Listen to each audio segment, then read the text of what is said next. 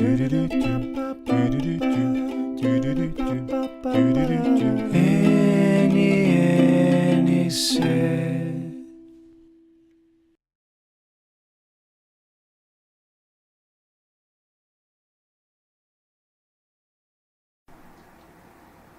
acaba sentando em cima de uma mão. É muito legal. Você pega a mão, bota debaixo da perna dele, assenta, para a mão não atrapalhar o que a outra mão está tentando fazer.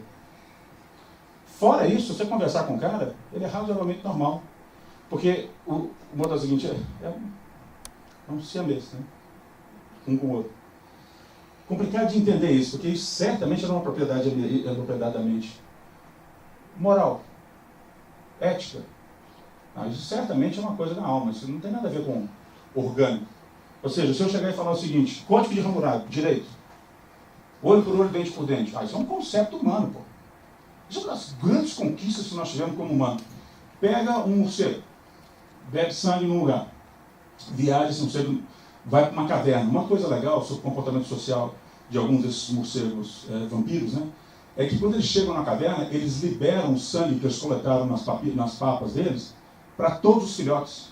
Ou seja, todos os filhotes recebem sangue de todas as mães. E com isso todos os filhotes ficam alimentados. Os cientistas pegaram uma dessas morcegas, mães, tiraram o sangue dela e encheram de ar. Deixaram ela voar para dentro da caverna. Então ela não tinha sangue para dar para ninguém. Então ela não deu sangue para ninguém, mas as outras mães viram as papas dela todas cheias. Mas não tinha sangue para dar para ninguém. As outras mães pararam de dar comida para o filhote dela. O filhote dela morreu. Olho por olho, dente por dente.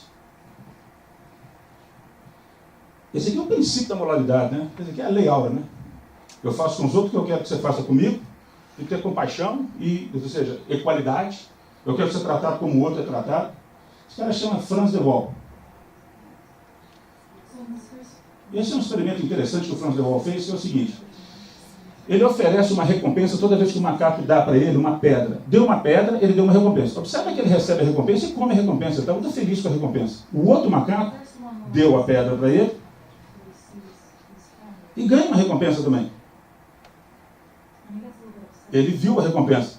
Só que a recompensa do outro era uma uva. E a recompensa dele é um pepino. E pepino, velho, não é igual uva, não. A parte interessante, obviamente, que isso é uma visão altamente antropomórfica do processo, mas ele tem uma determinada associação que pedra dá recompensa. Ele testa a pedra. Será que tem algo errado na pedra que eu estou dando? Não. Eu verifiquei, a pedra é exatamente a mesma. Você tem que estar de sacanagem comigo. Dessa vez eu não vou nem experimentar. Eu não vou ter tempo de andar em outras coisas, mas isso faz com que neurociências está começando a galgar em territórios que antes não eram atribuídos ao orgânico, são atribuídos à alma. E nós estamos fazendo esse pacote de ignorância ficar cada vez menor. Nós sabemos tudo sobre o cérebro? Sabemos quase muito pouco, mas nós andamos. O cérebro hoje nós sabemos que ele é composto por unidades que são neurônios, tem um monte de glia, tem um monte de outras células de suporte, nós estamos estudando o papel dessas células, mas os neurônios têm um papel importante nessas redes neurais, porque eles mandam comunicação um para o outro. Nós temos da ordem de 10 a 100 bilhões deles. Cada um deles pode receber comunicação de até 10 mil outros. A gente ainda não sabia como é que eu pegava um estímulo visual e transformava esse estímulo visual em alguma coisa que o neurônio entenderia. O que é realmente informação neural? Como é que eu transformo um som em alguma coisa que muda no neurônio? E tem que ser alguma coisa rápida. Esse neurônio é uma célula, ele sintetiza proteínas, etc. Mas o tempo de síntese proteica está da ordem de 2 horas. Então, se eu falo uma coisa e você precisar de sintetizar uma proteína para efetivamente sacar o que eu estou ouvindo, o que eu estou falando, ia ser inviável. Eu ia falar, oi, voltinho de 2 horas, você, oi, voltinho. Em uma vida a gente resolveu metade de uma frase. Então, nessa hora, eu preciso de alguma coisa rápida. Como que isso funciona? Como é que isso aqui opera? Olha, a abordagem da ciência, ela não é muito criativa, não, para dizer a verdade. A gente aborda vendo.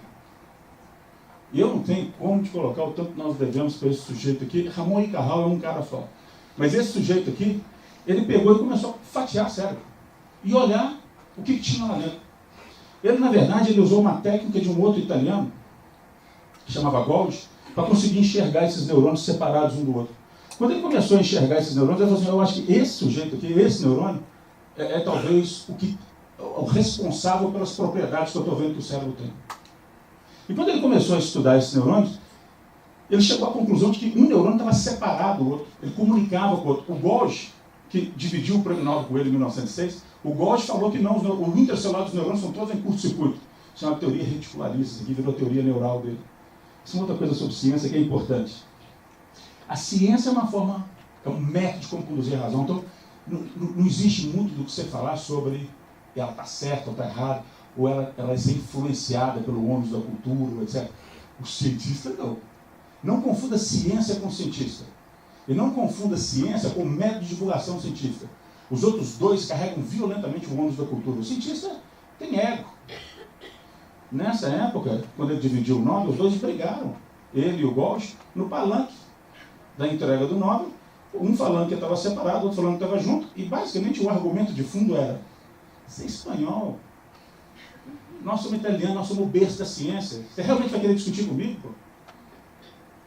Eu venho de uma longa linhagem de pessoas que descobriram o mundo, Galileu Galilei e recentemente Galvani. Não, velho, você não tem autoridade para falar comigo, não. O rapaz aqui que começou a realmente olhar para esse microscópio em torno dos 28, 29 anos de idade, ganhou o prêmio Nobel. Antes disso, tem relatos enormes de cair bêbado nas ruas de Madrid, etc. Você é meu fã. Mas, de qualquer jeito, o Ramon y Cajal, as grandes colocações dele em cima de neuroanatomia funcional foram: cada neurônio tem formas diferentes de outros neurônios. Forma diferente provavelmente está associada a função diferente. Me fala o que é que projeta para esse lugar, e me fala para onde ele projeta, que eu te falo para que ele serve. É uma ideia ultra simples. É uma ideia ultra simples. Isso casava com um monte de dados antes sobre localizacionismo e coisas que a gente tinha, e virou o pai da neuroanatomia funcional. Nós começamos a estudar o neurônio e começamos a ver que ele realmente tinha coisas dentro da célula dele que eram diferentes do que tinha fora. As concentrações iônicas de coisas aqui dentro diferentes do que fora. E isso era muito importante, porque isso era a chave que faltava para o segredo de como é que o neurônio consegue converter um estímulo visual, um auditivo, um tátil tão rápido. Como é que ele consegue fazer isso de forma tão abrupta? Quando a gente começou a estudar isso, a gente viu que essas propriedades dessa membrana que separava o que tinha dentro para fora eram fantásticas. Só para você ter uma ideia. Essa membrana tem da ordem de 1 a 10 angstroms. A célula deve ter então da ordem de 10 micrômetros a 50 micrômetros. É enrolar o mineirão num papel de pão. E ela é ultra estável. E tem um monte de proteínas aqui. Ela é tão estável que as diferentes concentrações que tem de um lado do outro não conseguem difundir por aqui. A não ser que você bote canais nela. Então, eu tenho uma energia química que, se eu deixar essa energia química difundir, ela pode virar um outro tipo de energia. Uma energia elétrica, por exemplo. Na verdade, nós mostramos isso. Nós mostramos que, se você der uma olhada aqui, tem muito ânions aqui que tem cátions junto com ele. Como tem muito mais potássio dentro da célula do que sódio, a probabilidade dos potássios fazer parzinho com os ânions aqui é grande. Entenda, esse cara aqui poderia ser um sódio em vez de um potássio? Poderia, tranquilamente. Aqui fora tem muito mais sódio do que tem potássio. Na verdade, tem em torno de 140 milimol para 3,5. Então a probabilidade de ter sódios aqui fora, grudados com os cloros, é maior. Isso significa que, se começar a alinhar menos aqui, vai começar a alinhar mais aqui.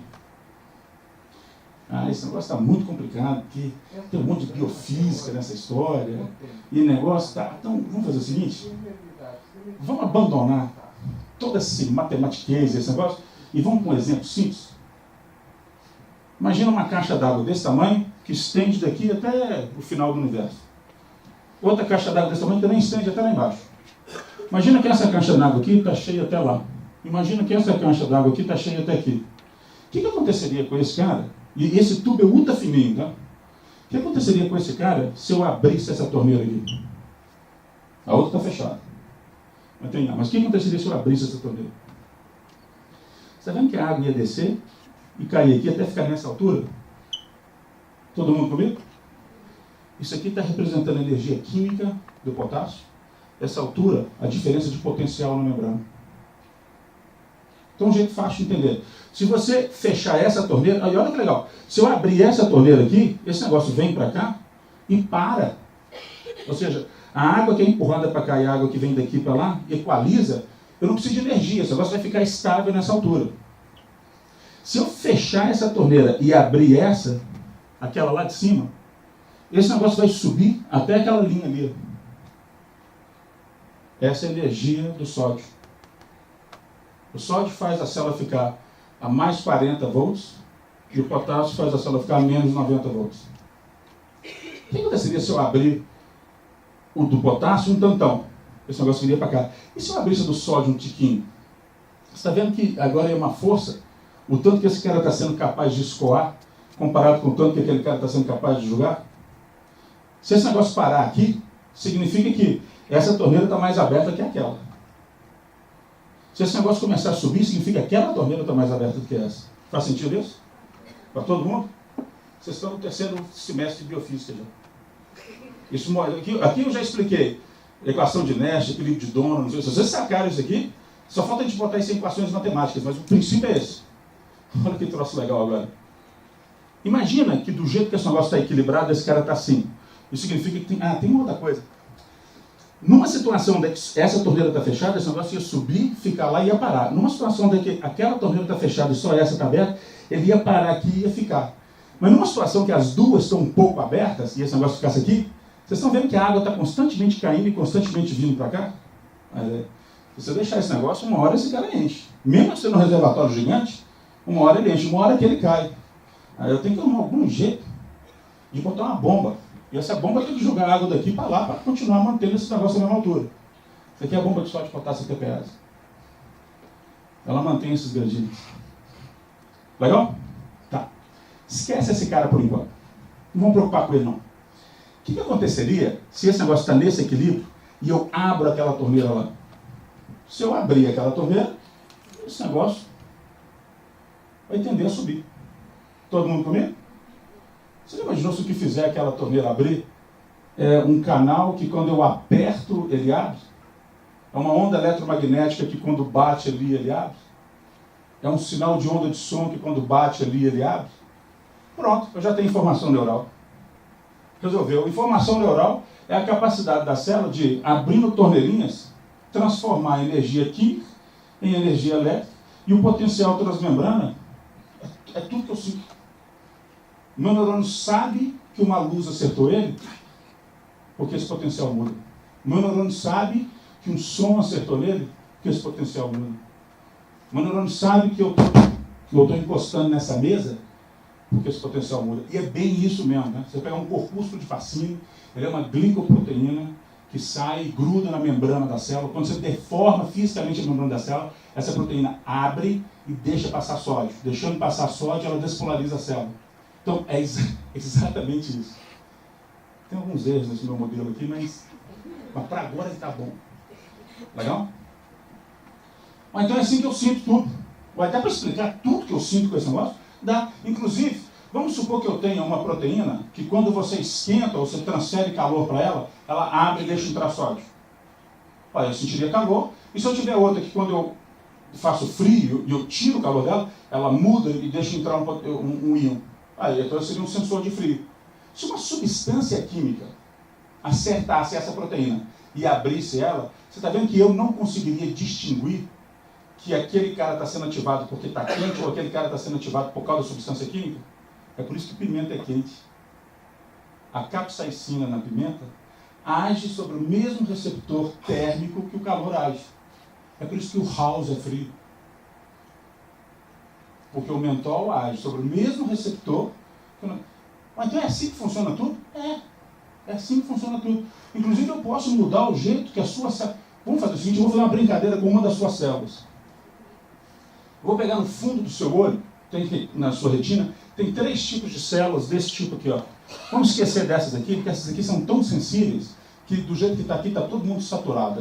Todos esses bastonetes estão saturados. Mas os seus cones têm 3 tipos. Tem um cone seu que muda o potencial transmembrana quando eu jogo azul. Tem outro que muda o potencial transmembrana quando eu jogo verde. E tem outro que muda o potencial transmembrana quando eu jogo vermelho. Vamos fazer o seguinte? Eu vou tentar cansar 2 deles. Como é que eu vou fazer isso? Quer um lugar para mim? Fixa o olho nesse X, não tira o olho do X. Você quer desligar a luz da sala? Se vai ser de olho. Se não tem, não tem problema. Fixa o olho no X. Fixando o olho no X, eu estou fazendo essa imagem bater exatamente na mesma posição da retina de vocês. E o amarelo, ele na verdade ele é composto por verde e vermelho. E ele vai ficar acertando os seus cones por verde, acertando os seus cones por vermelho, até eles cansarem. A gente chama de adaptação de receptor. Na hora que esses caras, continua olhando lá, na hora que esse cara ficar muito tempo ali, quando você olhar para um fundo branco, que deveria estimular o verde, o vermelho e o azul, o verde e o vermelho estão cansados. Então o fundo branco não vai ser branco mais. O fundo branco vai ser azul. Olha para a parede do seu lado agora. Você está vendo a bandeira nacional com as cores certas? Ela não está com as cores erradas, não. Ela está com verde, amarelo, azul e branco. Senão, em alguns casos nunca volta ao normal. Pensar que as piadas não sei cabelo. Mas aqui. Isso quer dizer, então, que com esse sistema eu consigo ver tudo. Não. Se tiver algum comprimento de onda de luz que acerta nessa proteína e a proteína não faz nada, eu simplesmente não vejo aquilo. Então, entenda, o que nós estamos fazendo com os nossos sentidos é amostrar o mundo que nos serve. A gente tem que fazer sentido deles. O primeiro experimento que foi feito com cores, ele foi feito de tal jeito que o pessoal botou um monte de termômetros assim, e botou um prisma e deixou as cores baterem nos termômetros. Eles começaram a ver que cada cor que aparecia aumentava o termômetro, ou esquentava o termômetro, em uma proporção diferente. Ele mostrou que o vermelho esquentava muito mais, ou transmitia muito mais calor no termômetro do que o violeta. A parte legal é que ele botou um termômetro longe do espectro para controle. Vai falar, tá, isso aqui é só para medir a temperatura do quarto. Legal? Esse termômetro começou a esquentar também. Porque existia luz fora do espectro. Ele não estava vendo. Mas tinha um ultravioleta batendo ali. E esse ultravioleta estava esquentando o termômetro. Legal? Todos os bichos têm sistemas iguais a esse? Não, muito parecidos, mas as proteínas podem mudar. Abelhas veem flores de um jeito totalmente diferente de nós. Isso aqui é utilizando receptores verde, vermelho e azul. Isso aqui é usando os receptores do olho da abelha. A abelha vê pólen. Ela sabe onde ela tem que ir. Porque o espectro, ela não vê isso. Ela vê algo análogo a isso. Obviamente, eu tive que transformar o que ela vê no verde, vermelho e azul para vocês poderem ver. Mas entenda que esse cara aqui, eu não vejo diferença de cores aqui. Em outras palavras, para as abelhas, vocês são daltônicos. Para as abelhas, vocês não conseguem... É óbvio que aqui tem uma diferença. Você, não, velho, é tudo amarelo. Não, mas tem, está num comprimento de onda diferente. Não, está tudo amarelo. Não, a abelha vê isso. A intensidade de cor é semelhante. Por isso que você não vê dois tons de amarelo. Mas o comprimento de onda é totalmente diferente. Não só isso, mas nós aprendemos que codificação neural era até mais do que só a ideia de que o neurônio mudava o potencial transmembrana dele. Porque quando o potencial transmembrana era mudado nessa região, vocês estão vendo o tanto que ele propaga? Ele propaga pouco. Ele não propaga muito. Olha, você fica olhando aqui, ó, um azulzinho ou um vermelho. Quando ele ativa, ele muda o potencial transmembrana perto de onde se abriu a torneira. O que nós entendemos agora é que eu tenho 1 milhão de sinapses aqui. Eu posso ter 10 mil sinapses para cada neurônio. E cada um deles abre uma torneirinha. Cada um deles abre uma torneirinha e deixa íons entrar. E assim que a comunicação celular funciona. E quando ele atinge um determinado limiar de gatilho no cone axonal, ele manda um sinal. Para que isso? Sabe por quê? Porque não dava para resolver esse problema de comunicação por longas distâncias só com as torneirinhas. Basicamente é o seguinte, agora vamos fazer esse exemplo. Quando eu abro uma torneirinha num lugar do neurônio e entra íons, aqui o potencial muda. Mais ou menos do seguinte jeito. Imagina que essa sala estiver toda cheia d'água. Imagina que eu jogo uma pedra aqui. No lugar que a pedra caiu é onde entrou, perfeito? Ela faz uma onda. Essa onda vai cair com um quadrado a distância para longe. A gente chama isso de condução eletrotônica. Mas ela cai rápido. Se um neurônio fosse do tamanho dessa sala, ou seja, um neurônio de 10 micrômetros aqui na ponta fosse do tamanho dessa sala, ele tem que transmitir a informação dele por 1,5 metro. A primeira sinapse dele está na medula espinhal. Isso significa que essa sala está transmitindo alguma coisa para a pé da Flórida. Entenda? Se eu deixo o íon entrar aqui, ele ia morrer, sei lá, no final da face. Como é que eu faço ele propagar? O jeito que a natureza fez foi, transforma o sinal em sinal digital. Abre canais que são voltagem dependente. Então ele funciona meio que assim, ó. E se atingir, se eu aqueço esse cara aqui, um pouquinho e tiro, e eu não conseguir queimar a pólvora, não acontece nada. Mas se eu aquecer ele e a pólvora pegar fogo, essa pólvora esquenta a pólvora que está do lado, que por sua vez esquenta a pólvora que está do lado, que por sua vez esquenta a pólvora que está do lado. No nosso exemplo do neurônio, esse cara abre uma torneirinha do lado, que abre uma torneirinha do lado. Não é uma torneirinha que é pressão dependente, ou visão dependente, ou audição dependente, mas é uma torneirinha que é voltagem dependente. Ela muda com a tensão. Esse negócio pega fogo. Ele funciona mais ou menos como um sistema de comunicação igual a esse. Eu taco fogo aqui, esse cara enxerga que esse fogo foi tacado aqui, ele acende esse cara enxerga que esse fogo foi tacado, acende esse, e o sinal vai daqui até a fora sem problema. Só que agora tem um problema. Se eu apertasse muito meu dedo, eu esquentaria muito aqui. Se eu apertasse pouco meu dedo, eu esquentaria pouco aqui. Mas agora, se eu acender esse pavio, esse cara vai. Então, como é que o cérebro codifica a informação de intensidade? Bom, uma das ideias que a gente descobriu que funciona, e isso foi feito com um cara chamado Zotterman, foi que ele codifica por frequência de disparo. Quanto maior a intensidade do estímulo, maior é o número de sinais que você manda por unidade de tempo. Então, se você olhar um neurônio, e eu quero saber se esse neurônio está recebendo ou sendo muito modulado, ele dispara, pá, pá. Então, vamos fazer. Se eu pegar esse neurônio aqui, que está recebendo a informação dessa pressão, e eu aperto ele aqui, o potencial transneurônio dele sobe e desce de acordo com o aperto. Então, vamos fazer isso aqui. Estou apertando ele. Então, imagina que eu estou apertando ele aqui. O potencial aqui vai ser, à medida que eu aperto, ele sobe. À medida que eu solto, ele desce. À medida que eu aperto, ele sobe. À medida que eu solto, ele desce.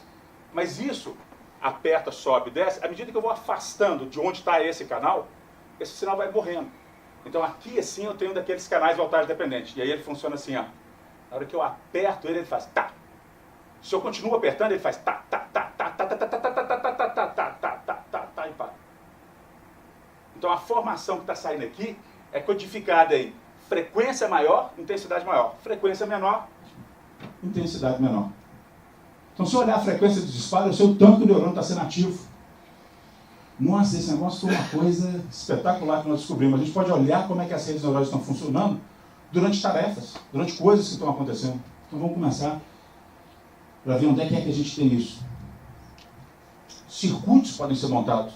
Imagina que eu tenho um circuito que é assim, ó. Esse neurônio manda informação para esse, então excita. Mas eu posso ter um circuito que é assim, esse neurônio inibe esse que excita esse. Eu posso ter esse neurônio que excita esse e esse aqui inibe esse. Vamos olhar para esse cara aqui, só um segundo. E depois vamos olhar para esse aqui. Você está vendo que esse aqui, se eu ativar esse cara, ele excita esse e esse excita esse. Você sabe que esse cara aqui é um sistema que vai continuar disparando o tempo todo? É um feedback, ele faz pá, aí esse aqui vem pá, pá, pá, pá. A saída desse cara é pá, pá, pá, pá, pá, pá, pá, pá, pá, certo? Liga esse cara aqui. Então a entrada aqui está pá, pá, pá, pá, pá, pá, pá, pá, pá. Vamos ver o que vai acontecer. Se esse aqui tá e mandando para cá, esse aqui começa aí ele manda para esse que inibe esse. Quando ele inibe esse aqui, desliga. Então, o sinal que estava na saída, quando esse cara aqui desligou e ia deixar de excitar, ele some. Mas na hora que ele some, ele deixa de inibir. Ele deixando de inibir, esse cara começa a disparar de novo. O que vai acontecer com a saída aqui? Pá, pá, pá, pá. Pá, pá, pá, pá. Pá, pá, pá. Esse cara vai fazer uma onda. Ele vai ficar oscilando. Algumas dessas respostas sustentadas, a gente consegue ver ela acontecendo. Vamos dar um exemplo. Fixa o olho aqui. Tem certos neurônios dentro do seu córtex visual, na verdade não é exatamente a área V1, mas se você, dentro da área que processa informações visuais, que elas processam movimento de coisas. Se você ficar olhando para isso, eu vou começar a ativar alguns neurônios desses sem parar. E eu vou começar a ativar ele. E ele vai entrar numa dessas respostas sustentadas. Isso significa que depois que eu parar de fazer coisas se moverem, Você vai olhar para um troço estático e o troço estático vai parecer que está movendo. Porque o seu cérebro ainda está processando informação, aquele neurônio que só ativa quando tem coisa em movimento, ainda vai estar disparando. Então, se você olhar para as costas da sua mão agora, olha para as costas da sua mão. Você vai ver ela aumentar e diminuir de tamanho. Então vamos lá. Qual que é a aplicação disso? A aplicação disso é que eu posso extrair parâmetros de coisa. Se você pegar esse sapo aqui, o sapo... Opa.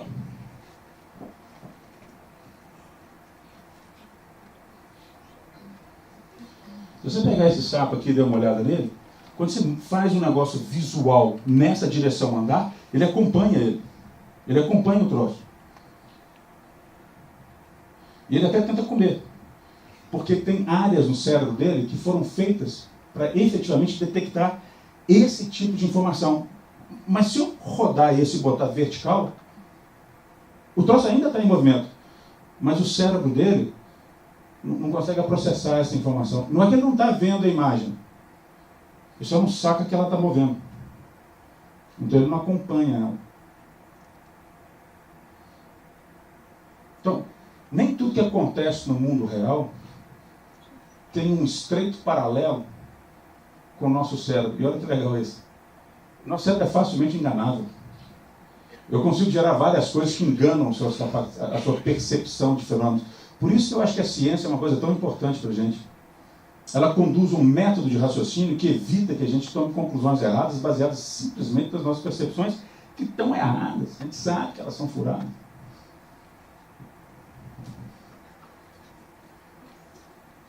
Eu vou andar um pouco para frente aqui e vou mostrar o seguinte. Nessa ideia, lembra que eu falei da pedra caindo aqui, aí entra no negócio e faz uma ondinha? Se eu tiver vários neurônios, cada neurônio que disparar é como se uma pedra caísse perto dele. Perfeito? O que aconteceria se eu botasse um sensor em cada ponto do cérebro? Em outras palavras, deixa eu voltar aqui. Se eu colocasse um sensorzinho em cada região do meu cérebro e ficasse vendo quais deles estão gerando ondinhas, sabe que eu poderia identificar ou ver o que o cérebro está fazendo? Essa é uma coisa legal. Então, mais ou menos na ideia é a seguinte: imagina que isso aqui seja um lago com tanto assim de água. Cada neurônio que dispara é uma pedrinha que cai. Bota um monte de boia. Olhando o movimento das boias, eu consigo saber onde é que as pedras estão caindo, quais neurônios estão entrando em atividade. Muitas vezes, o neurônio pode ser uma pedrinha desse tamanhozinho que cai. Muitas vezes a sua boia pode ser uma daquelas boias de piscina gigante. Então, vamos botar... A minha boia não está refletindo a atividade de um único neurônio, ela está refletindo a atividade de um monte que cai perto. Ainda assim é útil, porque eu tenho uma ideia de, pelo menos, o grosso da atividade, como é que está funcionando. Esse é o EEG. O EEG é exatamente isso. Imagina um negócio desse, cheio de boia. E um dia de chuva, todas as boias subindo e descendo a esmo. O que nós mostramos é que se um cara está acordado e mexendo, e tem um monte de atividade desse tipo, esse é o movimento das boias. Se o cara presta atenção em alguma coisa, parece que um determinado tipo de oscilador ganha controle do sistema. E esse é o tipo do movimento das boias. E quando o cara dorme, esse é o tipo do movimento das boias. Uma coisa legal é que tem algumas assinaturas eletrográficas, algum tipo de movimento de boia que é muito específico. Então, vamos botar. Imagina que eu colocasse uma boia aqui, e essa boia está mexendo, porque tem um monte de gente, cada um de vocês joga uma pedrinha e mexe esse lado. Mas vamos supor que essa primeira fileira aqui sempre fizesse uma brincadeira entre eles, que é: você bate a mão na água, depois você bate, depois bate, assim vai. Violou, bom. Vai batendo, tuf, tuf, tuf, tuf, tuf. Imagina como é que seria o movimento dessa boia. A onda viria de cá, logo depois viria uma onda de cá, e essa boia faria ela teria um movimento que seria uma assinatura de quando vocês resolvessem fazer essa brincadeira. Essa assinatura ia estar imersa no meio da zona do resto do pessoal jogando pedrinha. Mas eu posso identificar esse circuito pela assinatura eletrográfica que ele gera. Esse aqui acontece quando o cara está começando a entrar no sono. Esse aqui é um complexo K. E epilepsia, nossa, epilepsia gera assinaturas muito características. Isso aqui basicamente só acontece com um tipo de epilepsia que a gente chama de epilepsia de ausência. É um complexo ponta-onda. Pô, uma solução para esse problema é aumenta o número de boias aqui em cima. Essa solução não adianta muito, não. Que entenda. Por mais boias que eu coloque na Baía na praia do Flamengo. Fica difícil saber quantas pessoas têm uma embarcação que está andando dentro da Baía da Guanabara. Eu estou simplesmente longe demais. As ondinhas vão sumir, o ruído vai ser grande demais, as coisas vão ficar misturadas demais. A gente chama isso de problema inverso do EEG. Aí eu sei. Mas para fazer isso eu tenho que enfiar fio dentro do seu cérebro. Dá para enfiar fio dentro do cérebro? Dá. Eu vou saltar porque isso aqui são só exemplos de epilepsia, certo? Eu quero dar tempo para a gente poder falar, mas isso aqui é só para mostrar como é que o sinal cai. Você deu uma olhada? Esse sinal que está grandão aqui, esse aqui é um sinal que está sendo registrado nessa região, que está sendo registrado nessa região. À medida que eu vou afastando, e eu registro o mesmo sinal, meio milímetro para cima, você está vendo como é que ele já cai? 1 milímetro para cima, o sinal já quase some.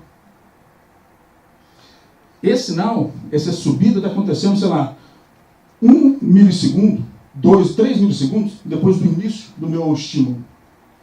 Esse aqui, ó, está acontecendo quase 5. Então está parecendo que esse sinal está saindo daqui e vindo para cá.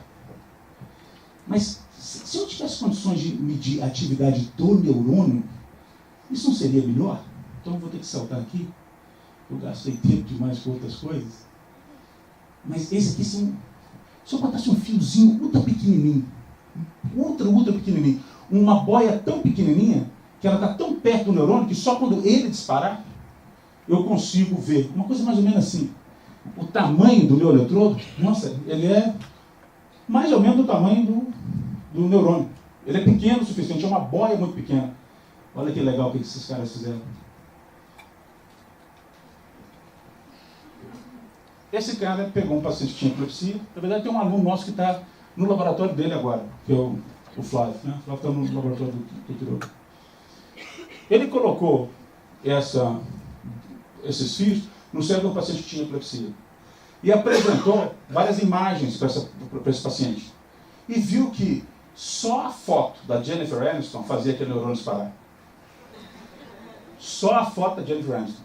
Ah, então, aquele é o neurônio que responde a Jennifer. Se eu destruir aquele neurônio, ele esquece a Jennifer. Não. É obviamente um engrama neural, mas é um engrama neural que ele deu sorte. E ele achou aquele neurônio que faz parte de um conjunto de neurônios que só são ativados com a imagem da Jennifer Aniston. Na verdade, ele continuou estudando isso, ele achou um outro paciente que aumentava a frequência. Então, só para falar o que eu estou falando, né? Essas barrinhas estão simbolizando o tá. Ponto que o neurônio está disparando. Então, quanto mais tá, mais intensidade dele.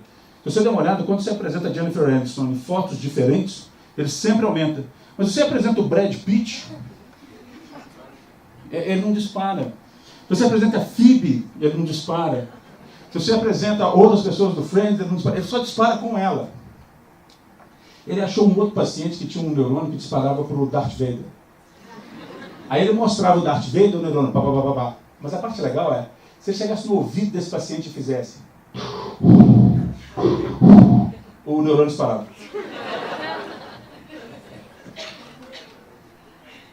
Parece mágica. Dá uma olhadinha nisso aqui.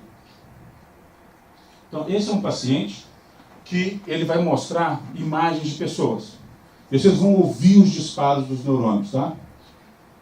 Então, vamos lá.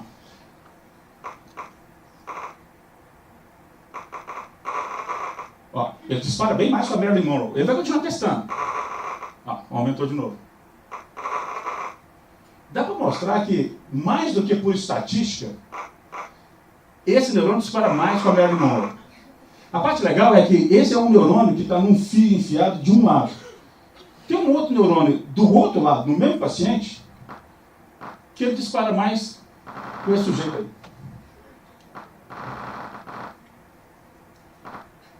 Não é Marilyn Monroe. É esse sujeito. Bom, então agora ele achou dois neurônios no mesmo cara. Um aumenta a frequência de disparo quando ele vê a Marilyn Monroe. O outro... Será que o cara pode controlar? Será que o cara pode controlar isso? Então olha o que ele fez. Ele pegou e fala, eu quero que você faça aparecer a Marilyn Monroe. Ganhou. Como é que ele ganhou? Ele foi concentrando e aumentou a frequência de disparo do neurônio da Marilyn Monroe. Agora, era para ele fazer aparecer o outro cara. Errou. Terceira vez, eu quero que você veja a Marilyn Monroe. Ele vai lá e... ganha. Ele está controlando qual neurônio está disparando e ele que está controlando as imagens que estão aparecendo. Pô, isso é uma interface cérebro-máquina.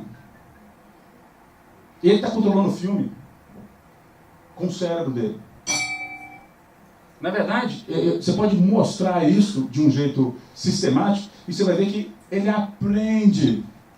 Na primeira vez, isso aqui é a frequência de disparo desse neurônio e a frequência de disparo desse neurônio. Então, aquilo é o cara que ele queria tentar fazer. Não conseguiu. Ele foi, sei lá, eu também iria para Marilyn Monroe se eu tivesse a escolha, mas era o que ele era para ter visto. Ele tem que chegar nesse cara. Se você der uma olhada, ele aprende.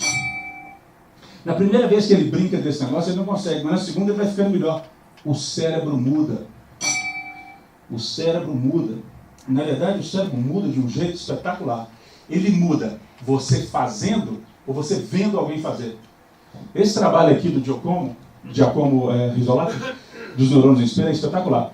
Ele botou esse macaquinho, foi por acidente que ele encontrou isso, porque ele botou esse macaquinho e botou um fio na área do macaco que controla a mão dele, ou seja, na área do córtex motor suplementar. Mas ele pegou essa área e viu que toda vez que o macaco tentava fazer uma tarefa de pegar uma bolotinha e jogar dentro de um buraquinho, a frequência de disparo aumentava. Então ele achou que aquele negócio agora respondia a esse movimento. Aí quando ele, experimentador, foi fazer para botar a bolinha no lugar, o neurônio começou a disparar. O mesmo neurônio que dispara quando o macaco faz o troço, dispara quando ele vê alguém fazendo um troço. O mesmo neurônio que o macaco dispara quando ele bota a língua para fora, é o mesmo neurônio que dispara quando ele vê o cara botando a língua para fora para ele. A gente aprende vendo.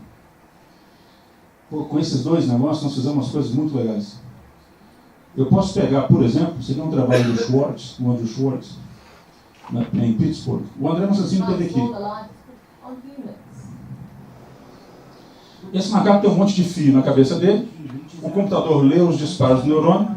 E aí esse disparo do neurônio, em vez de fazer ir para a imagem para a esquerda e para a direita, eles controlam o braço. Então é bem complicado. Porque ele controla se o braço vai para cima, para baixo, para a esquerda, para a direita. Se o braço fecha a mão ou abre a mão, esse braço mecânico está sendo controlado pela cabeça do macaco. O macaco escolhe o que ele quer fazer. Entenda bem. O jeito que eles aprenderam a mexer isso foi fazendo. Toda vez que o macaco fizesse um movimento, eu via que tipo de neurônio disparava. Mas depois que eu fiz isso, o macaco aprendeu a não usar aqueles neurônios para controlar o próprio braço dele. Mas usou esses neurônios para controlar um braço mecânico. Isso vale tanto para leitura quanto para escrita. Se a gente julgar frequências de disparos maiores em neurônios específicos do cérebro, eu posso fazer com que esse ratinho... Vamos botar o seguinte. Imagina que a área do meu cérebro que responde a esse lado do meu rosto está aqui. Aqui. Esse lado do meu rosto, a área está aqui. Se eu estimular eletricamente aqui, eu vou achar que meu rosto está puxando aqui. Você já imaginou se você faz isso e fala, ó, tem alguém me puxando aqui. Ó, tem alguém me puxando aqui. E se, só se, na hora que puxar aqui, eu virar para cá, você estimula a área do meu cérebro que dá prazer. Aí eu falo, tá sacando. Na hora que você faz isso, e eu vou para esse lado, eu ganho uma recompensa, que é prazer. Eu vou estimular a área do cérebro que está fazendo. Então, com eletrodos dentro do cérebro de um ratinho, tudo bem, você não faz o ratinho virar para a esquerda ou para a direita. Você faz ele ter vontade de virar para a esquerda ou para a direita. Ele quer resolver esse problema. E com isso você faz um ratobot, um robô rato. O Chapin saiu do laboratório da Duke University e começou a vender isso num programa de defesa americano. Nossa, nós fizemos esse negócio com um monte de coisa. Esse aqui é um exemplo do quão forte é a estimulação dessa área de prazer. É um trabalho do James Olds e do Peter Milner. Eles fazem com que o ratinho aperte uma alavanca dessa e estimule a área do prazer. Então, eles dão um controle para o ratinho estimular a própria área do prazer dele. Esse ratinho para de comer, esse ratinho para de beber. Se você botar uma garrafinha com cocaína ou álcool, ele prefere apertar aquela alavanca. Isso vale para nós, né? Isso aqui é uma moça que teve isso. Você está vendo a mão dela aqui apertando? Não vai dar tempo de falar isso, mas ela está conversando com o médico, falando assim, nossa, eu ouvi uma piada ontem que foi maravilhosa. Ela tem depressão crônica. Aqui ela está rindo o tempo todo. Qual foi a piada? Eu não lembro não, mas era muito engraçado mesmo. E não para de apertar. E ele está perguntando, por que você não para? Por que você aperta o tempo todo? Olha o dedo aqui, o tempo todo. Obviamente esse tipo de terapia é totalmente furado hoje. Depois não podemos até discutir em detalhes por quê. Mas esse é um comportamento que não é tão diferente. Na verdade, comportamentos complicados. Esse aqui é um comportamento de agressão. Se você liga o estimulador nesse bicho, numa área específica do hipotálamo dele, ele ataca. Instantaneamente. Entenda bem, ele não está fazendo isto para o escuro. Ele não está fazendo um comportamento automático. Não. Ele está atacando o outro bicho. E na hora que você desliga o estimulador, ele volta ao normal. Nós ficamos bons nesse negócio. Nós conseguimos fazer isso aqui com circuitos cada vez mais refinados. Se você der uma olhada esse aqui com optogenética, você consegue fazer o ratinho. Ataca uma luva. Aí ele ataca a luva. Isso aqui tem a ver com medo e como é que o processo de medo funciona. Então eu não vou passar isso aqui não, mas é muito legal porque o ratinho, quando ele está aqui, você pode fazer o ratinho sentir medo ou não sentir medo. Tem um... Vou mostrar isso, não é muito legal para mostrar.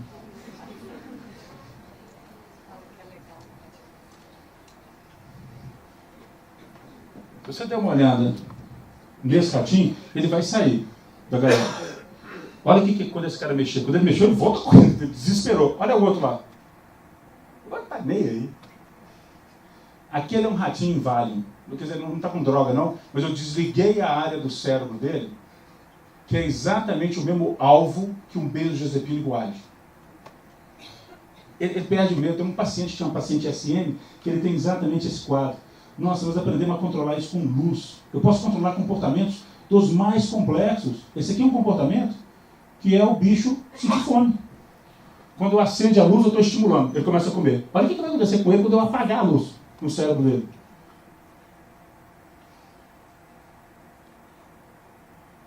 Apaguei a luz, para de comer instantaneamente. Isso aqui sede. Eu acendo a luz na cabeça dele, vai ter um light on aqui. Ou laser on, laser off. Light. Ele começa a beber. Olha o outro lá, começou a comer, porque ele ligou.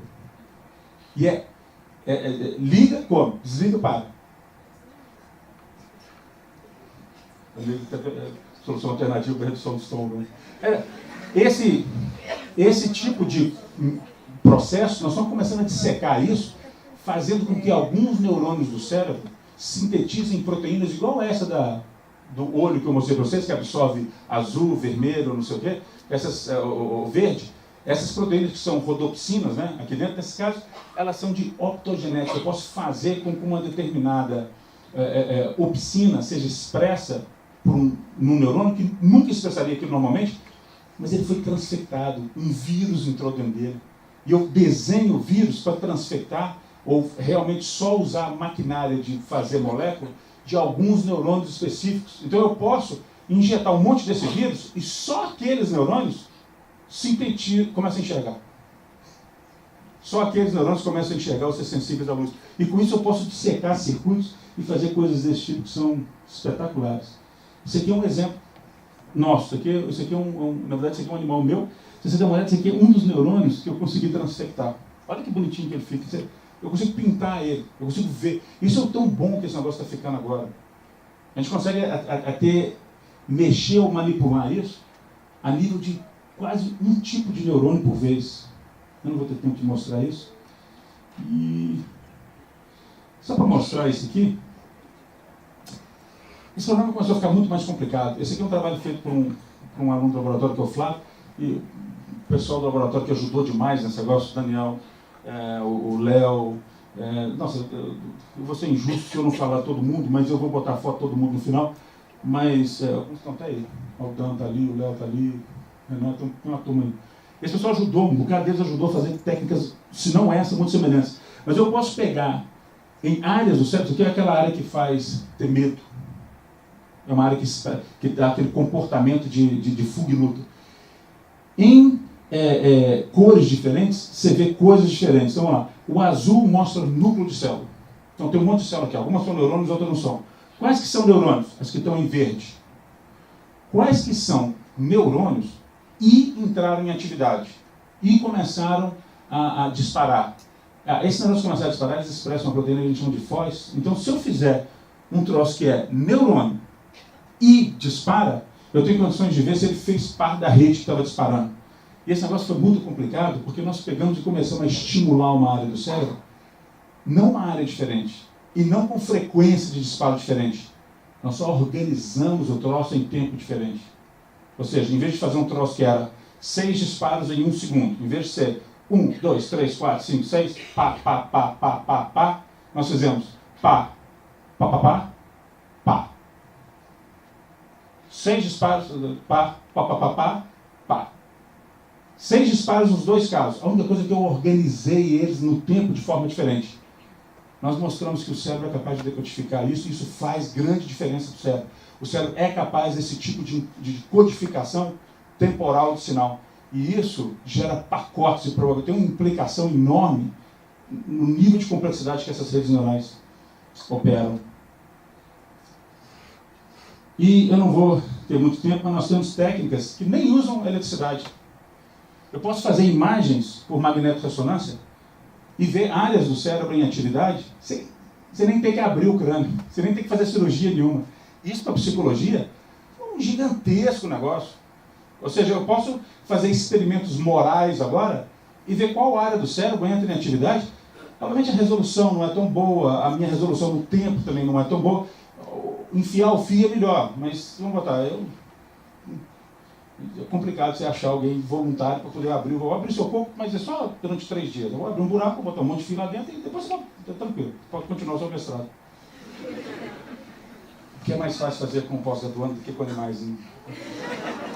Mas de qualquer jeito, essa técnica, que é a técnica de magnetorressonância, isso aqui está aqui atrás do prédio da Inova. Isso aqui é aqui em Belo Horizonte. Esse aparelho de 4.7 Tesla é um dos poucos que nós temos na América Latina hoje, e que faz esse tipo de imagem. Nós estamos agora com a eletrônica para 7 Tesla aqui. Assim que ele tiver energia suficiente, até apenas botar para funcionar. Esses são os mágicos que fizeram esse negócio dar certo. Mas é só para mostrar o seguinte: se eu faço uma imagem de uma estimulação com um padrão de tempo na amígdala e der uma olhada nos desenhos, esse padrão de tempo estimula a amígdala. Esse padrão de tempo estimula a amígdala e o córtex pré-frontal. Ele recruta áreas diferentes. Mas a parte mais legal é, se o bicho tem epilepsia, esse padrão de tempo, que é periódico, piora a epilepsia. O bicho entra em crise mais rápido. Mas se eu uso esse padrão aleatório, ele bloqueia a crise. Você deu uma olhada? Esse lado não está pintado enquanto esse está. Esse lado está sendo estimulado com um padrão aleatório. Esse lado é igual, é o mesmo caso. Esse lado está sendo estimulado com o periódico, ele aumenta a frequência, ele aumenta o recrutamento dessa área. A gente não conseguiu arrumar um jeito de parar a epilepsia, recodificando a rede no tempo. A gente continua estimulando ela, mas a gente recodifica ela no tempo e a gente para a crise. Nossa, aplicações enormes disso. Esse é o meu último slide, só para vocês poderem ter uma ideia de como é que isso pode funcionar. Imagina que eu bote um cara dentro de uma máquina dessa e eu fico mostrando para ele imagens de um rosto sorrindo, tá? E eu tenho uma área do cérebro, que é a área do medo, que quando eu mostro uma imagem agressiva, essa área ativa. Perfeito? Então eu mostro uma imagem agressiva, aquela área ativa. Mostro uma imagem não agressiva, não sei o quê, uma outra área ativa, e aquela área diminui a atividade dela. Então eu começo a ver um correlato de atividade neural que está associado a uma imagem que traz uma sensação de medo ou uma sensação prazerosa. Perfeito? O que aconteceria se eu mudasse as imagens muito rápido? Se eu fizesse uma coisa do seguinte tipo: 15 imagens. E eu apresento 15 imagens por segundo. E só uma dessas imagens, das 15 por segundo, é uma imagem de alguém matando outro. E eu dou para o cara um negocinho na mão que ele fala: se você vê alguma coisa que não te agradou, você aperta esse botão. Essas imagens vão trocando uma velocidade tal que esse cara não aperta o botão. Mas o cérebro acende. E se você perguntar para ele depois: podemos continuar? Ah, eu prefiro não. Por quê? Ah, porque eu tenho livre-arbítrio. Não, você não tem livre-arbítrio, não. Eu escondi uma imagem lá dentro E você não sabe por quê, mas você está taquicárdico, sudorético. Porque você não tem consciência do processo. Ele não recrutou circuitos suficientes no seu cérebro para você poder julgar isso para a área da fala e falar, eu não quero porque eu vi o cara com medo. Mas o seu cérebro tem toda a reação de quem está pronto para fuga e luta. Logo, nessa hora, esse é um estímulo subliminar. E esse estímulo subliminar funciona para todos nós. Imagina que eu crio um contexto. Isso aqui, ó. Eu chego para vocês e falo, o que é isso? Mas imagina que eu faço isso, mas antes eu faço. Eu estava em Roma. Roma é uma cidade tão bonita. Visitei o Vaticano. O que é isso? Capela Sistina, Dedo de Deus. Vamos supor que eu chego e fale agora, cara, tá assistindo Star Wars, cara. Pô, Steven Spielberg é o bicho, cara. Se eu criar o contexto, eu realmente deixei ao acaso o seu cérebro funcionar de um jeito A ou B? Porque se eu não deixei ao acaso, eu gero pacotes de probabilidade de quais engramas neurais o meu cérebro vai ativar. A nossa compreensão de como é que eu faço isso está melhorando a cada dia. Gente, muito obrigado.